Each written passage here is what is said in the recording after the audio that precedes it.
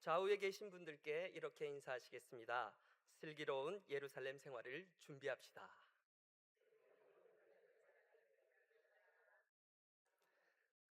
사도행전 1장 8절의 말씀처럼 이곳 예루살렘 성도들의 기도로 말미암아 사마리아와 땅끝까지 십자가의 도를 전하는 것에 최선을 다하는 우리 중앙교회 성도님들 되시기를 주님의 이름으로 축원드립니다. 그때 우리 중앙교회가 영적인 새 예루살렘이 될 것이며 착하고 충성된 종이라 부르시는 주님의 음성을 듣게 될 줄 믿습니다. 일전에 한동안 슬기로운 시리즈라는 드라마들이 유행을 하였습니다. 화면을 한번 보여주실까요?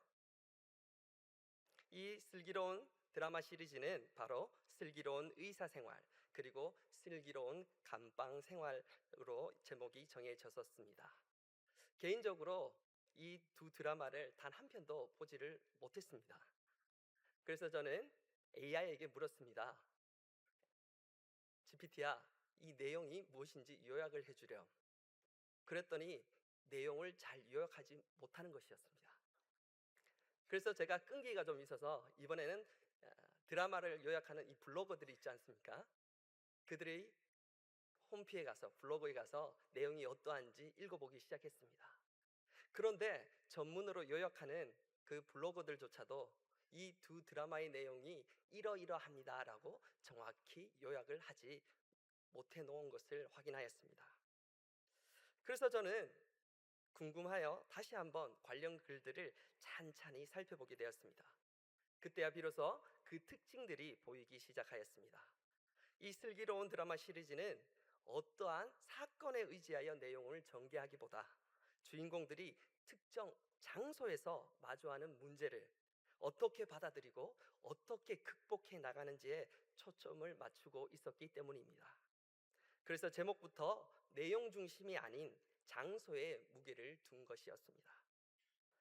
기존 드라마들과는 다른 전개였으나 보는 시청자들로 하여금 어느샌가 시청자들을 감옥과 병원으로 이끌게 하는 매력이 있었기에 몰입하게 만들었기에 이 드라마는 들은 성공하였습니다.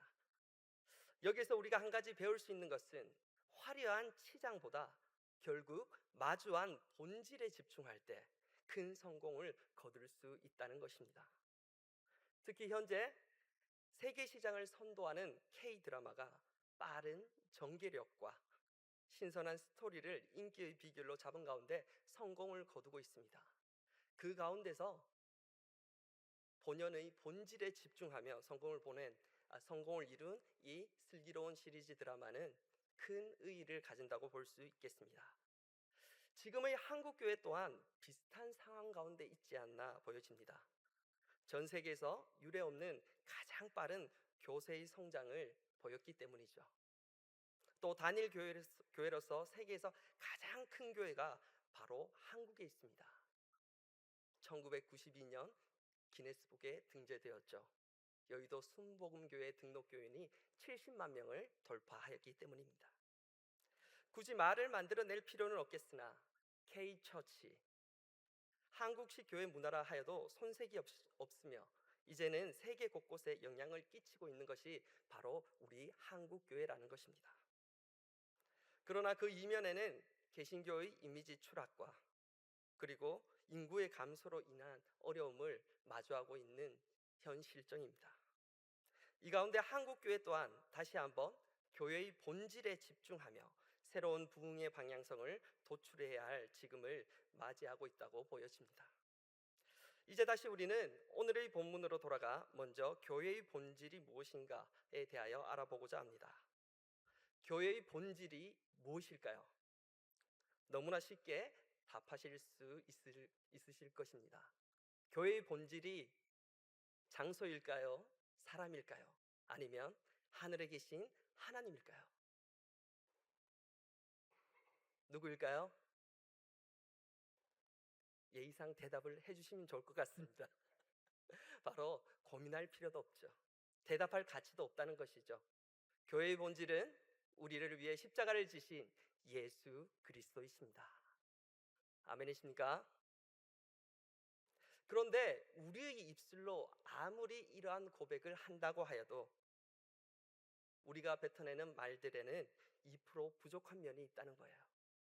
그 이유는 우리는 죄인이기에 우리의 입술의 고백으로 우리의 입술에서 나오는 말들이 진리로 확정될 수 없다는 것이죠.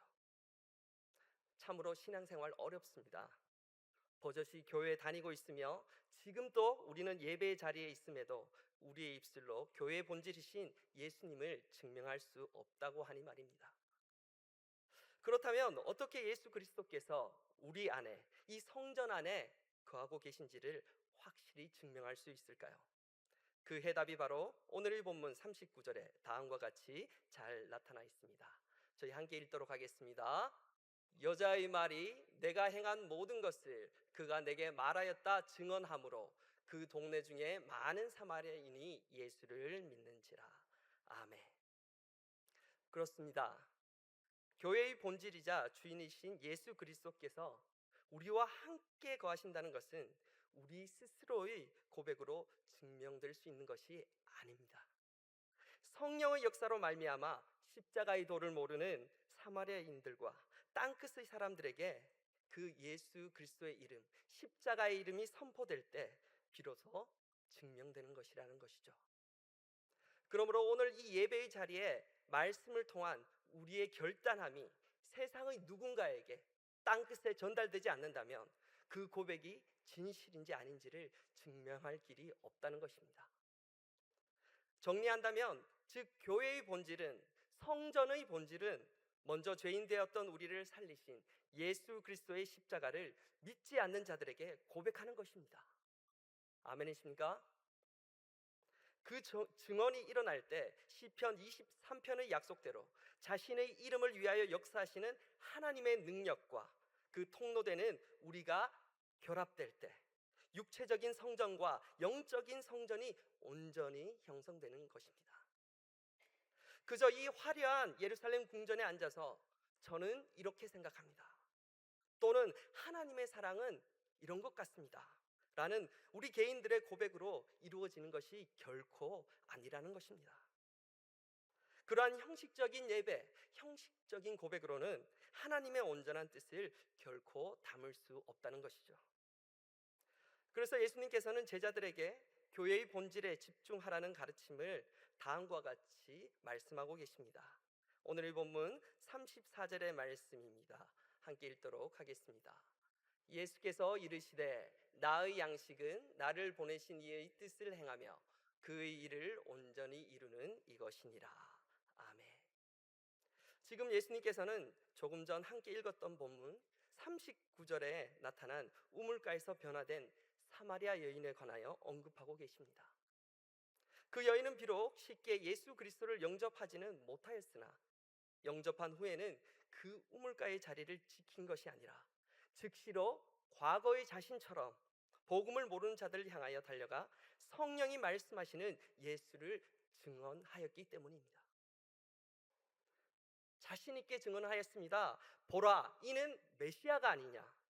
온 힘을 다해서 자신의 동네였던 사마리아 사람들에게 선포하였던 것이죠. 예수님께서는 이것이야말로 자신을 이 땅으로 파송하신 성부 하나님의 뜻에 합당한 행함이라고 보신 것이죠. 그리고 이 여인의 증언을 자신의 영적 양식이라고까지 표현하시면서 선포하셨다는 거예요. 요즘 말로 교회의 본질의 정석을 행하였다고 칭찬하신 것이죠. 이쯤 되면 언뜻 교회의 본질은 곧 복음을 성령의 능력으로 잘 증언하는 것이라고 해석해도 무방해 보입니다. 그러나 영의 눈으로 자세히 살펴보면 아직도 이 상황 가운데 해결해야 될 한 가지 결함이 있습니다. 이를 살펴보기 위해 다시 서두에 언급한 슬기로운 드라마 시리즈로 잠시 돌아가 보겠습니다. 그 두 드라마에서는 본질을 나타내는 상징적 사건들이 제목이 특정하는, 가리키는 장소 안에서 일어났다는 것이죠. 그 이유는 감옥이라는, 병원이라는 장소를 벗어나는 순간 속해 있던 다양한 캐릭터들, 죄수들, 의사들의 이야기를 풀어낼 수가 없게 되기 때문입니다. 즉 개연성과 전체성이 송두리째 사라져버리기 때문이죠. 즉 사건과 행동에 대한 의미 부여 자체가 불가능하게 된다는 것입니다. 언뜻 말씀을 전하는 제 개인의 의견처럼 보이실 수 있겠으나 성경 역시 이를 명확히 지지하고 있습니다. 함께 사도행전 1장 8절의 말씀 화면을 보고 함께 읽도록 하겠습니다.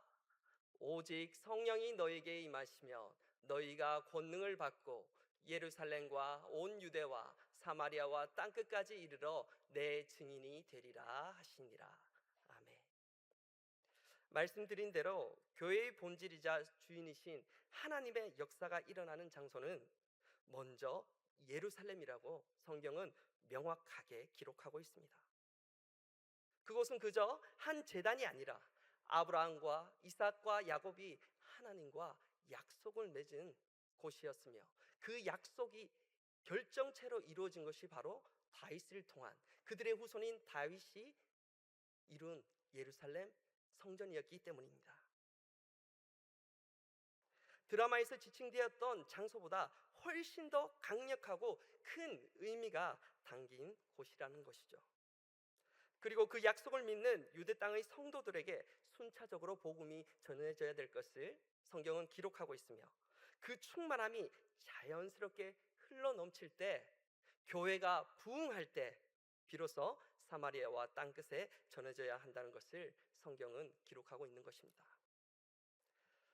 그런데 왜 오늘의 본문에서는 이러한 교회의 본질이 예루살렘과 온 유대를 건너뛰고 사마리아에서 시작하고 있는 것일까요? 바로 이것이 영적인 결함이죠. 도대체 이 영적 결함은 어떻게 생겨난 것일까요? 그렇다면 예수님께서는 성경의 예언을 무시하시면서 역사하시는 무질서하신 분입니까? 절대로 그렇지 않음을 이 주중의 수요 예배를 지키시는 분들이라면 잘 알고 계실 것입니다. 예수님께서는 미가 선지자의 예언대로 하늘의 왕이시나 작디 작은 베들레헴 동네에서 가장 낮고 볼품없는 모습으로 오셨습니다. 성경의 예언에 응하기 위함이시죠. 또 이사야 선지자의 예언에 응하시며 이사야서 53장 2절에 기록된 대로 고운 풍채도 없이 어떤 신성한 모양도 없이 연한 순과 같은 모습으로 이 땅의 마구간으로 오신 분이셨습니다. 그런데 왜 가장 중요한 교회의 몸, 교회의 머리로서, 교회의 주인으로서 그 핵심적 본질로 등장하실 때에는 이 예언의 순서를 무너뜨리셨는가 하는 것이 바로 우리가 가져야 될 질문인 것입니다. 구약에서는 성막이 있었던 실로라는 지역에 오신다고 표현되어 기록되어 있습니다. 신약에서는 그 실로의 성막이 자리 잡은 예루살렘에 오신다고 명확하게 표현되어 있고 우리가 함께 읽은 바입니다. 이러한 성경의 난해한 해석 앞에서 한 가지 팁을 드리도록 하겠습니다. 복음송가 제목이기도 한데요, 하나님은 결코 땡땡하지 않으시네입니다. 땡땡이 무엇일까요? 실수하지 않으신다는 것이죠. 반대로 질문을 드리겠습니다. 그렇다면 누가 실수할까요? 누가 실수하겠습니까? 우리가 실수한다는 것이죠. 죄인인 우리가 실수한다는 거예요. 그 실수를 성경 말씀을 통해 이 시간 우리 함께 찾아보도록 하겠습니다. 요한복음 2장 13절에서 17절 말씀, 저와 여러분이 한 절씩 교대로 읽도록 하겠습니다. 제가 먼저 읽도록 하겠습니다. 유대인의 유월절이 가까운지라 예수께서 예루살렘으로 올라가셨더니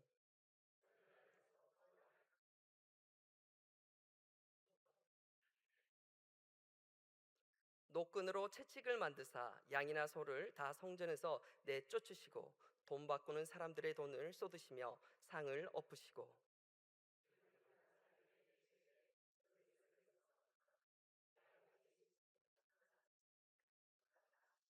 함께 읽겠습니다. 제자들이 성경 말씀에 주의 전을 사모하는 열심히 나를 삼키리라 한 것을 기억하더라. 아멘. 그랬던 것입니다. 예수님께서는 이미 예루살렘에 가셨다가 사마리아로 오신 것이었어요.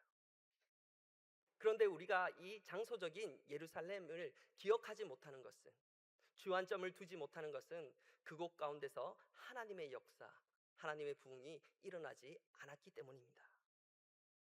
그것은 이미 교회의 본질, 곧 하나님의 뜻이 철저히 사라져버린 상태였기 때문이죠. 겨자씨 한 톨만큼도 남지 않아 있었습니다. 정확히 말하면 딱 한 톨이 남아 있었죠. 2장에서, 요한복음 2장에서 예루살렘을 방문하신 다음 3장에서 바로 그 다음 장소인 이 유대에 거하는 이 니고데모란 단 한 명의 사람을 만나셨기 때문입니다. 그러나 안타깝게도 그 니고데모 또한 즉시로 주님을 교회의 주인으로 본질로 받아들이지 못하였던 것을 우리는 잘 알고 있습니다. 그렇습니다. 예수님께서 교회 사역의 흐름을 어기신 것이 아니라 죄인된 우리가 이 흐름을 변절시켜 버린 것이었습니다. 그것도 철저하게 말입니다. 하나님께서 다윗과 맺은 언약에 따라 예수님께서 이 땅에서 거하실 예배의 전으로 지어진 예루살렘 성전이었으나, 정작 그 주인공이신 예수님이 오셨을 때에는 발 한쪽 거할 곳이 없을 정도로 그 본질이 철저히 회파되어 있었던 것입니다. 교회는 하나님의 온전하신 뜻에 따라서 우리의 죄를 사해 주실 메시아, 곧 예수 그리스도를 기다리는 집이어야 합니다. 그 능력이 땅끝까지 이어져 곧 구원자가 오실 왕의 대로를 완성하는 것에 그 본질을 두어야 한다는 말입니다. 그러나 우리의 죄로 말미암아, 우리의 실수로 말미암아 우리의 뜻이 가득한 곳으로 만들어져 버린 곳이 바로 예루살렘이었다는 것입니다. 그 중에서도 가장 큰 변질은 바로 예배의 주인공이 바뀌어 버렸다는 것이죠. 분명 예배는 홀로 한 분이신 창조주 하나님을 찬양하고 그때 우리에게 임재해 주시는 성령님의 은혜로 말미암아 우리가 하나님 나라의 백성이 된 것에 기뻐하는 행위입니다. 그리고 그 은혜를 가지고 세상으로 돌아가 오늘 본문의 사마리아 여인과 같이 그 기쁨을 담대히 증언하는 것입니다. 그러나 요한복음 2장에 등장한 예루살렘 교회에는 하나님이 아닌 자신들의 뜻을 이루기 위한 예배 의식이 만연하였고, 죄를 지었으나 마음을 찢지 않고 해결하기 위한 상술적인 예배들로 가득 차 있었던 것입니다. 예배를 받는 하나님이 아닌 드리는 자신들이 주인의 자리를 차지해 버린 것이죠. 이뤄볼 때 예루살렘 교회는 요한복음 2장 17절의 예수님의 말씀대로 하나님을 위해 지어졌으나 결국 사람에게 삼켜져 버린 것이었습니다.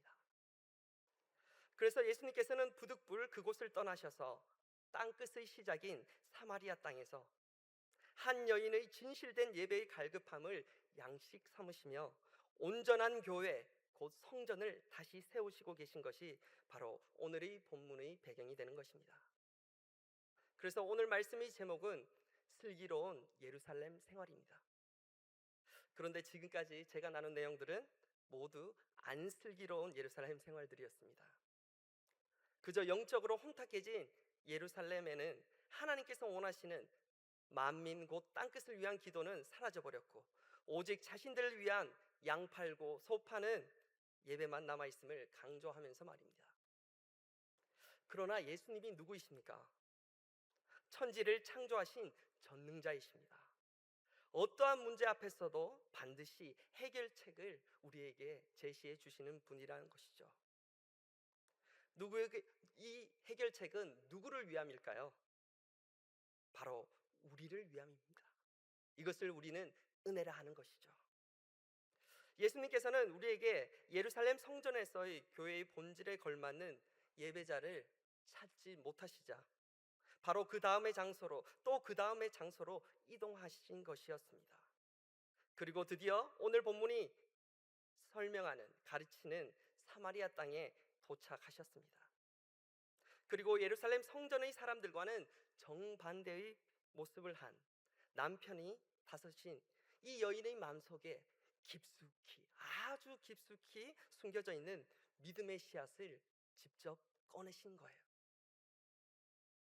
오늘 집에 돌아가셔서 이 요한복음 3장과 4장이 나오는 니고데모와 사마리아 여인과의 대화를 이러한 모습에서 이러한 영적 배경과 함께 읽어보신다면 성령께서 임재하시는 순간 눈물을 왈칵 쏟으실 수도 있을 것 같습니다.